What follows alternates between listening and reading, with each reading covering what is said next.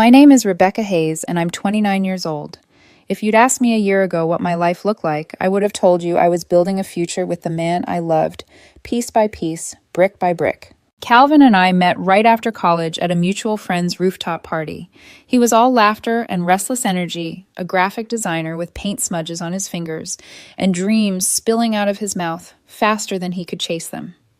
I was the opposite, an architect who lived by structure and plans. He said my discipline balanced his chaos. I said his chaos made me breathe. Back then, we both thought that was poetry. For 4 years, we were inseparable. We moved into a tiny apartment with creaky floors and a balcony big enough for exactly 2 coffee mugs and a dying plant. I loved that space, not because it was fancy, but because it was ours. I handled most of the bills. He filled the walls with his sketches and made every morning feel like a beginning. When Calvin's freelance jobs dried up, I didn't think twice. I picked up extra design shifts, covered the rent, skipped dinners out, and kept smiling. Love, I thought, was about weathering storms together, and I was proud to be his safe harbor. "Rebecca, you're my anchor," he'd whisper sometimes, wrapping his arms around me after a rough day. "I don't know what I'd do without you." Those words, they used to feel like forever. By our 4th year, I started saving for something more permanent. I wanted to propose, not because I doubted he would eventually, but because I wanted to. I wanted to be the one who said, "You are home to me." I spent weeks researching rings, something simple, timeless, but full of meaning. I didn't want a grand show, just a promise that felt real. That's when I made my first mistake. I told Lila, my younger sister, about it. Lila had always been my confidant, the kind of sister who raided my closet, borrowed my shoes, and sent me good luck texts before every big meeting. She was spontaneous, radiant, and just a little reckless. Everyone adored her, especially Calvin. But I never saw it as a threat. She was family. We met at our favorite cafe one afternoon. I slid the small velvet box across the table. Her eyes widened, and for a split second I thought I saw admiration. But it was followed by something else, something fleeting and sharp. "Wow," she breathed, touching the box lightly. "He'll love this. It's so you. Safe and elegant." Safe. The word lodged somewhere deep in my chest, but I brushed it off. "I was thinking of proposing this weekend," I said, grinning nervously. "Maybe at our favorite spot by the river." Lila smiled, or tried to. "That's really romantic, Rebecca. I'm happy for you." Yet her tone wavered. Her eyes darted away out the window. I told myself she was just surprised. After all, people still expect the man to propose first. That night when I got home, Calvin was on his laptop humming to himself. I kissed the top of his head, and he smiled, distractedly closing the screen a little too quickly. "Big project," I teased. "Yeah, something for a client," he said without looking up.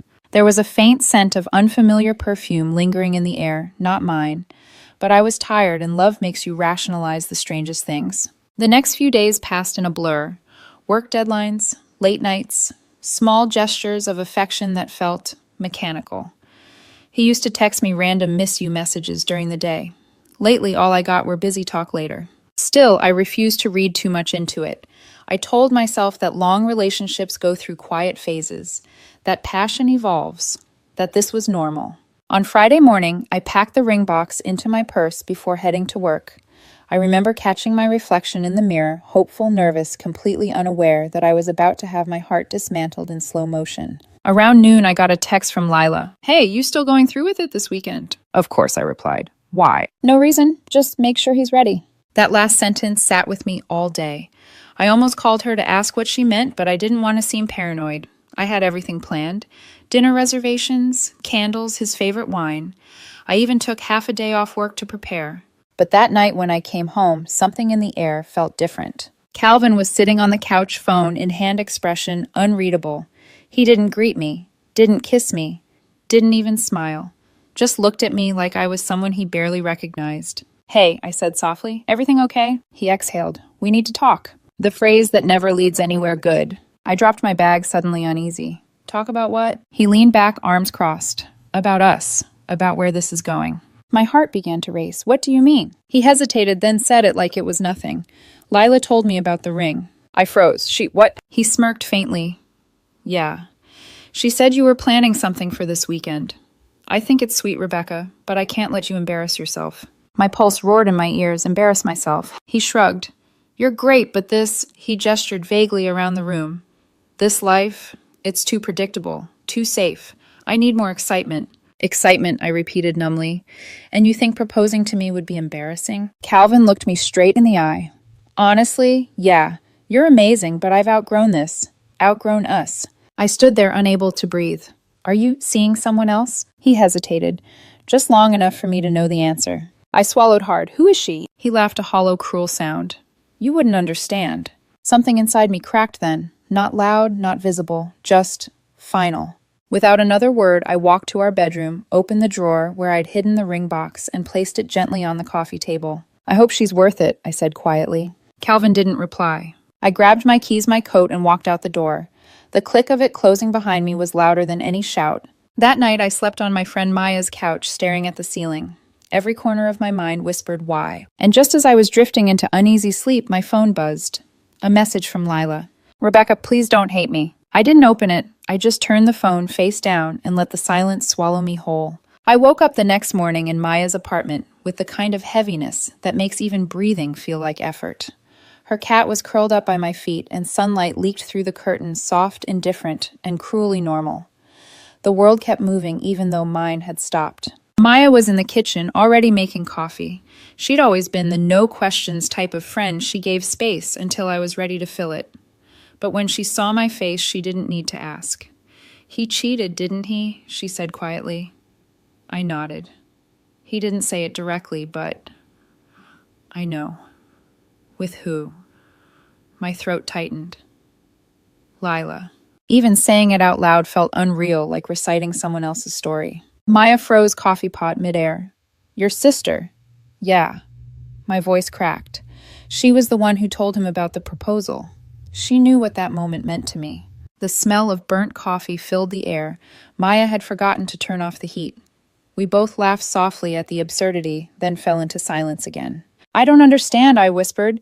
Why would she... Maya set the pot down, her expression a mix of pity and anger. Because some people can't stand to see others happy, especially the ones closest to them. Her words lingered long after I left her apartment. That day, I avoided going home. I walked for hours through the city, aimless, invisible. I ended up sitting on a park bench, watching strangers live lives that didn't hurt. Couples laughed. Kids chased pigeons. Someone proposed under a blooming jacaranda tree, and the girl said yes, crying and smiling at the same time. It should have made me bitter, but instead it hollowed me out. I wanted that innocence back, the belief that love could be simple. By the time I finally returned to our apartment to grab my things, the air inside felt foreign. Calvin's jacket still hung by the door. His sneakers were kicked off haphazardly near the couch, the same couch where we'd planned movie nights and lazy Sundays. And then there she was, Lila, sitting on the edge of the sofa like she belonged there. Her hair was tousled, her expression guilty, but defiant. Rebecca, I don't. My voice came out sharper than I expected. Don't say anything unless it's the truth. She stood wringing her hands. It just happened? I laughed bitterly. That's what everyone says when they destroy something. It just happened. Her eyes filled with tears. I didn't mean to fall for him. We were just talking one night after one of his shows. I thought he was lonely, and what I interrupted. You decided to comfort him with my life. Please, she whispered. I didn't want you to find out like this. I stared at her. The sister who'd once braided my hair before school, who cried in my lap after her first heartbreak. Now she was standing in my living room, stealing the man I once thought would be my future. You told him about the ring, I said quietly. You knew how much that meant to me. Tears spilled down her cheeks. I thought you were rushing him. He told me he wasn't ready. I was trying to protect you. The audacity made my skin crawl. Protect me by betraying me. She flinched. Before either of us could say more, Calvin walked out of the bedroom. He looked startled to see me there, then annoyed. Rebecca, you should have called before coming over. That was the moment I realized he didn't even feel guilty. He'd already rewritten the story in his mind. I was the intruder now. You two deserve each other, I said coldly. I hope the chaos you wanted keeps you warm. I grabbed my suitcase. I had packed it earlier in case I couldn't face returning. On my way out, I paused by the door and turned back. Lila looked at me trembling, searching for forgiveness in my face. She wouldn't find it. Calvin just stared, indifferent, like he was already bored of the drama he'd created. By the way, I said, voice steady now, you were wrong. He frowned. About what? I met his eyes. You didn't outgrow me, Calvin. You shrank. And then I left for good this time. The next few weeks passed in fragments. I moved into a tiny studio across town, nothing more than a bed, a desk, and silence. But that silence became my armor. I deleted Calvin's number, blocked Lila's. At night, I'd lie awake, staring at the ring box. I couldn't bring myself to throw it away. It wasn't a symbol of love anymore. It was a reminder of how deeply I could trust, and how easily that trust could be broken. Sometimes I'd imagine them together. Did they laugh at me? Did they tell themselves it was destiny? The thoughts would spiral until I forced myself to breathe. I started journaling therapy on paper. I wrote everything I wanted to scream: the humiliation, the betrayal, the rage that simmered beneath my calm. I wrote until my hand cramped and my tears dried. And then slowly something shifted. I began to see the breakup for what it was. Not a punishment, but a release. I had been giving my energy to people who drained me, not deserved me. Maya helped too. She dragged me to yoga classes, made me laugh at ridiculous TikToks, and reminded me that healing isn't graceful, it's messy, loud, and full of relapses. A month later, I started therapy. The counselor, a calm woman named June, told me, "You're allowed to be angry, just don't live there." Her words hit me harder than I expected. So I stopped asking why they did it and started asking why I allowed it to break me so completely. The nights were still long, but less suffocating. I cooked for myself again. I filled my apartment with tiny plants and posted affirmations.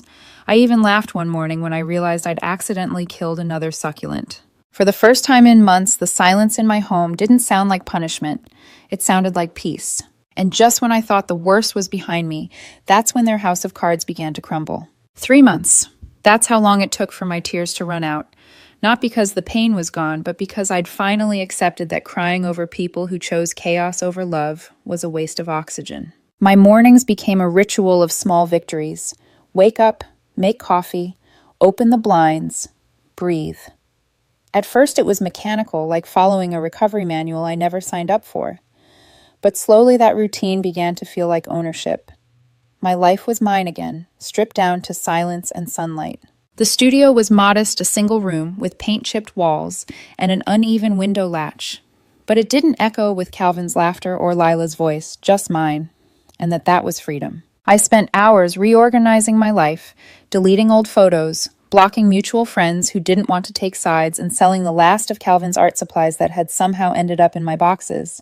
Every brush, every pencil gone. It wasn't spite, it was closure. At night, I'd sit by the window with a notebook and pen, journaling whatever floated to the surface.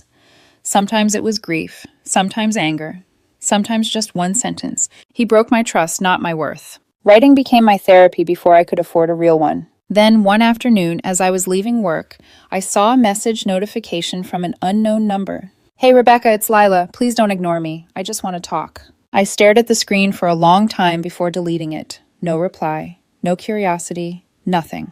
But that night, another message came. "You don't understand what happened. Calvin needed someone. I was trying to help. It wasn't supposed to go this far." I let out a hollow laugh. They always say that, don't they? It wasn't supposed to go this far. Yet somehow it always does. I blocked her again. Weeks passed quietly after that. Work was my distraction. I threw myself into projects, late-night deadlines, coffee-fueled drafting sessions, the satisfaction of structure and numbers. One of my coworkers, a soft-spoken analyst named Daniel, began staying late too. We'd talk about everything but our personal lives, favorite cities, childhood memories, even conspiracy theories about how office coffee was intentionally made bad to keep employees awake. It wasn't romantic, not yet. It was safe. A word Calvin despised, but one that now felt sacred. One Friday, Maya convinced me to join her for a weekend photography class. "You need a hobby that doesn't involve spreadsheets," she'd said. So I went. And somewhere between adjusting camera lenses and capturing sunsets through cracked windows, I remembered how it felt to create something beautiful again. Not for anyone else, just for me. Through that lens, I started to see everything differently. Pain, betrayal, even loneliness. All of it framed differently when you changed your focus. But peace never lasts long when the past refuses to stay buried. One evening after my photography class, I received a voicemail. Calvin's voice hesitant and low. "Hey, Rebecca. I just wanted to say I hope you're okay. I heard from your mom you moved out. I didn't mean for things to get ugly. Lila and I, well, things have been complicated. I guess I just wanted to check in." Check in. The same man who had crushed me now wanted to check in. I replayed the message twice, not out of longing but fascination. His voice didn't sound confident anymore. There was strain in it, exhaustion, maybe even regret. I deleted it without saving. But the timing felt poetic, because the very next day, Maya called, voice buzzing with disbelief. "Rebecca, you won't believe this. Calvin and Lila.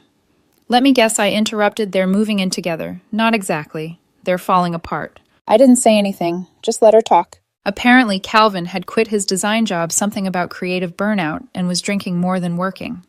Lila's friends had stopped speaking to her after rumors surfaced about Calvin flirting with her coworker at a company party. "They're becoming tabloid material," Maya said dryly. Even their mom's embarrassed.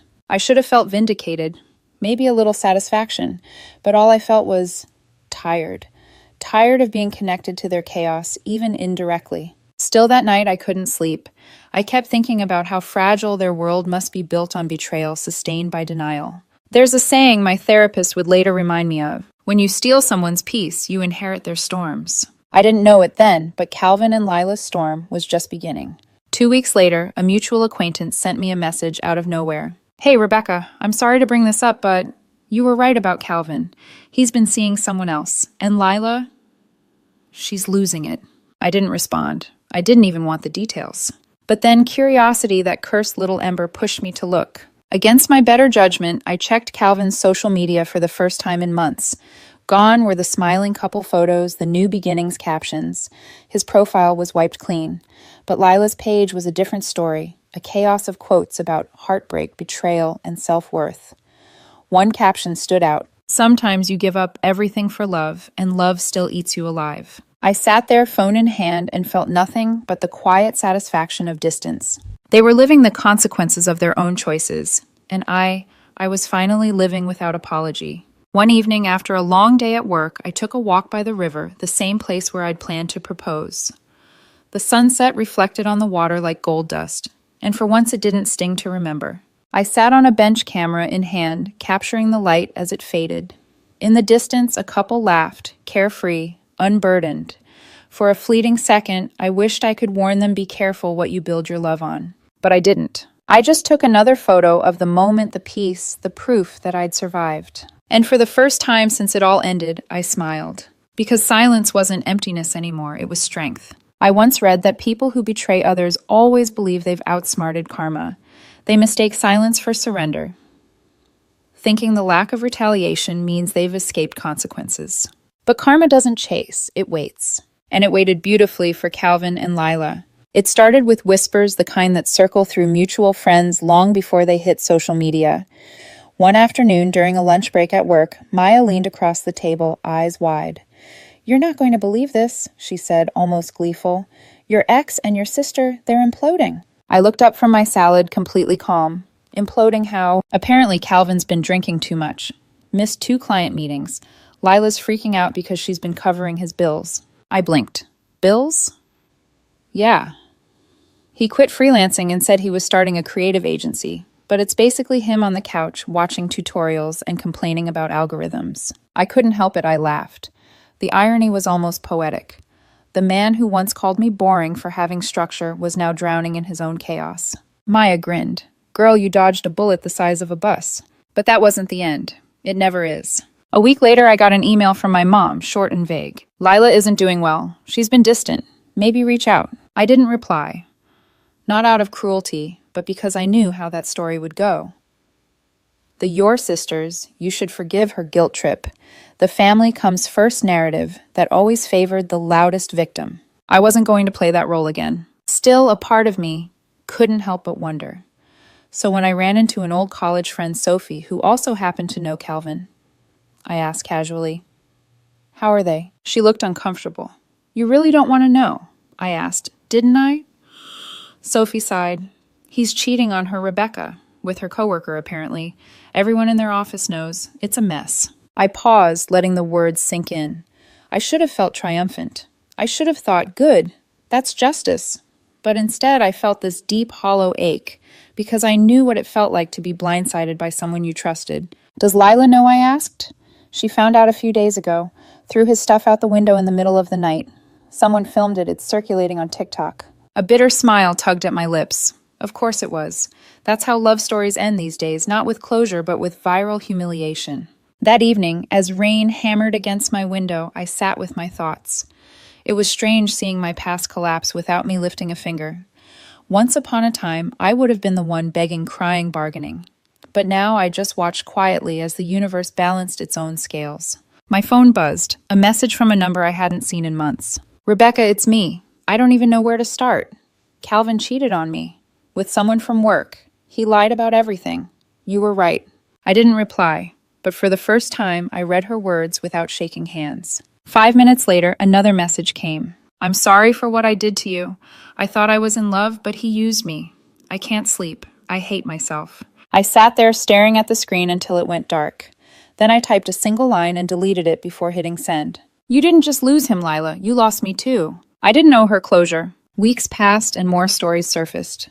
Calvin had been fired from his latest contract. Lila moved back to our parents' house, avoiding neighbors and family gatherings. Mom called once, her voice tight with disapproval. You could at least talk to your sister, she said. I could, I replied calmly. But I won't. She's your blood, Rebecca. And he was my heart, I said softly. She didn't care then. There was silence on the other end. Then a sigh. You've changed. Yes, I said. That's the point. One Saturday morning, I found the old ring box again, the one I'd meant to give Calvin. It had sat untouched in a drawer all these months, a relic of who I used to be. I took it out to the balcony, opened it, and stared at the simple gold band catching sunlight. It wasn't a symbol of love anymore. It was proof that I once believed in something pure. And maybe that belief, naive as it was, deserved a better ending. So I slipped the ring into an envelope and mailed it to myself at work with a note, for the woman who learned to choose peace over pain. It arrived 3 days later. I smiled when I opened it, then tucked it into my desk drawer, a personal reminder that some gifts are meant to be kept, even if they were never received. That night, as I walked home, I passed by a cafe where Calvin and I once spent hours sketching dream houses on napkins. It was closed now, boarded up, windows cracked. A for-lease sign hung crookedly on the door. It felt like poetry. Everything we'd built on illusion had finally collapsed. The next morning, I received one more message from Calvin this time. I messed up, Rebecca. I thought I wanted freedom, but I just wanted someone to believe in me again. You were the only one who ever did. I stared at the message, then deleted it. No reply. Because I finally understood you don't owe redemption to the people who destroyed your peace. They were both ghosts now, and ghosts don't deserve the living. That night, as I watched city lights shimmer from my balcony, I realized something profound. I didn't need revenge. I didn't need apologies. Their lives were unraveling perfectly on their own. And me, I was finally free enough to stop looking back. The funny thing about healing is that it doesn't announce itself. There isn't some cinematic moment where you wake up one morning and say, I'm over it. It happens quietly, in between the coffee you make without thinking of them, the song you can finally listen to again, the name that no longer hurts when someone mentions it. That's where I was when karma came knocking. It started on a gray Tuesday morning. I was leaving a client meeting when my phone buzzed an unknown number. I almost ignored it, but something made me pick up. Rebecca. The voice was shaky. I didn't recognize it at first. Then I did. Lila. I froze on the sidewalk, the noise of traffic fading around me. What do you want? She let out a breath that sounded like defeat. I know you probably hate me, and you have every right to, but I need to say this. I didn't answer. Calvin's gone, she said finally. He left, packed his stuff, and disappeared 2 weeks ago. No note, no explanation, nothing. I felt nothing. Just a quiet, detached pity, not for her, but for the version of myself that once would have cared. Why are you telling me this, Lila? Because I don't have anyone else, she whispered. Mom barely speaks to me. Dad's ashamed. And Calvin, her voice cracked. He took money from me, Rebecca. Thousands. Said it was for his agency. Turns out it was for someone else. I closed my eyes, exhaling slowly. You chose him over me, I said evenly. Now you're living with the consequences. I know, she said through quiet sobs, and I hate myself for it. I thought he loved me. I didn't respond. She kept talking, desperate, spiraling. I wake up every morning and see your face in my head the way you looked when you left that night. You should have screamed at me. You should have hit me. Anything but walk away like I didn't exist. I took a long pause before answering. You're right, I said softly. I should have screamed, but I think silence hurt you more. There was a stunned pause on the line, a realization she couldn't deny. I'm sorry, Rebecca, she whispered finally. I don't expect forgiveness. I just wanted you to know. You were right about everything. And for the first time in months, my voice didn't shake when I replied, I know. Then I hung up. That night, I went for a walk. The city was bathed in the soft glow of rain-soaked streetlights. I passed by couples holding hands, a man playing guitar near the subway, a little girl in a red coat chasing after her father. It was all ordinary, yet it felt sacred. I thought about how Calvin used to call me boring, how Lila said she needed excitement, and now their excitement had eaten them alive. They'd burned down everything I'd built, but in doing so, they'd freed me from the fire too. 2 weeks later, I ran into Maya at a cafe. She had that look on her face, the one that meant gossip. What I asked, sipping my latte. She smirked. Guess who's back in town trying to fix his reputation? I didn't even have to ask. Calvin. Bingo. Apparently, he'd been kicked out of his latest freelance contract after his client discovered he'd been borrowing assets from other artists. Word spread fast in the design community. His career was crumbling, and no one wanted to work with him anymore. Maya leaned forward, lowering her voice. He's been telling people that you're the only one who ever believed in him, that he messed up the best thing that ever happened to him. I stirred my coffee slowly. Let him tell his stories. I'm done being a character in them. That weekend, I attended an exhibit for local photographers, something I'd dreamed of since starting my classes. One of my pieces, Stillness, had been selected for display. It was a simple shot, the river at dawn calm and undisturbed with sunlight breaking through fog. When I walked into the gallery and saw people stopping to look at it, my heart swelled. Not with pride, but peace. Because for the first time in my adult life, something beautiful existed in my world that wasn't tied to someone else's validation. And that's when I saw him. Calvin, standing a few feet away, unshaven eyes sunken. He looked smaller, like someone who'd been living in the shadow of his own decisions. He approached slowly, almost cautiously. Rebecca, he murmured. I didn't expect to see you here. I turned perfectly composed. It's public, Calvin. You're allowed to exist. He gave a dry laugh. You look different. I am different. He nodded, hands buried in his pockets. I heard about your exhibit. Congratulations. I always knew you'd do something amazing. For a second, I saw the ghost of the man I used to love, charming, soft-spoken, promising. But ghosts don't stay long. He glanced at the photograph, then back at me. I miss this version of you, the one who believed in me. I tilted my head, meeting his eyes. You don't miss me, Calvin. You miss who you were when I loved you. That shut him up. He nodded, stepped back, and muttered, You deserve better. I hope you find it. I already did, I said quietly. As he walked away, I realized something profound. I didn't need to forgive him to be free. I just needed to stop remembering him with pain. That night, I texted Maya one simple line. Closure doesn't come from their apology. It comes when you stop needing one. She replied with a heart emoji and, look at you dropping wisdom bombs like it's poetry night. I laughed for real this time, the kind of laugh that doesn't ache afterward. A few days later, I got another message, this time from Lila. He's with someone else now. I shouldn't care, but it hurts. I guess this is what I deserve. I hope you're happy, Rebecca. I typed back one final response. I am. Then I blocked her number for good, because I was finally living the life they both said was too boring. Quiet, stable, peaceful. The kind of life they'd once mocked and now begged for. And in that stillness, I realized something beautiful. Peace isn't boring. It's just something people without it can't recognize. A year had passed since the night everything collapsed, and if you'd told me back then that I'd be here grounded, content, even grateful, I would have laughed. But that's the thing about peace. It doesn't arrive with fireworks. It seeps in quietly until one morning you wake up and realize your heart doesn't flinch anymore. My career had flourished. I'd been promoted to lead architect on a new urban renewal project, something that would reshape part of the city's skyline. My work became my anchor again, not a distraction. I traveled, made new friends, and most importantly, learned to enjoy my own company. And somewhere along the way, Daniel, the quiet analyst who used to share late-night office coffee runs, became more than a friend. He wasn't a whirlwind like Calvin. He didn't speak in grand promises or make chaos sound like adventure. He was calm, consistent, real, and after years of equating intensity with love that felt like a revelation. Our relationship grew slowly, like sunlight spreading across a quiet morning, steady, warm, and genuine. One evening, Daniel took me to a small restaurant tucked away downtown.